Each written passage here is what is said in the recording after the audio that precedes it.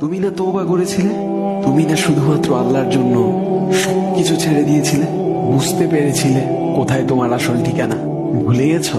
আবার কোন পাপ তোমায় গ্রাস করে নিল? তুমি তো সেই যে নিজের পাপের প্রতি অনুতপ্ত হয়ে সিজদায় পড়ে অঝরে কেঁদেছিলে। তাহলে আবার কেন দুনিয়ার ধোকায় পড়ে গেলে? কেন ভুলে গেলে কোথায় তোমার আসল গন্তব্য? তুমি কি হার মেনে নিয়েছো নফসের কাছে? তুমি এত দুর্বল, ভুলে গেছো তুমি কার বান্দা? কে তোমার রব? তোমার রব তো সর্বশক্তিমান। সর্বশক্তিমানের বান্দা আবার কখনো দুর্বল হয় নাকি? মৃত্যু পর্যন্ত লড়ে যাও তুমি।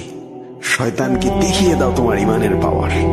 শয়তানের ধোকায় পড়ে অনেক পাপ করে ফেলেছো, তাই নিরাশ হয়ে গেছো তুমি, তাই না? তুমি কি জানো না তোমার রব কতটা মহান? তিনি তো তোমাকে ক্ষমা করার জন্য অপেক্ষা করছেন। তাই ফিরে আসো সেই রবের দুয়ারে, যার দুয়ার কখনো বন্ধ হয় না। ভিডিওটি ভালো লাগলে একটি শেয়ার করে দিবেন। হয়তো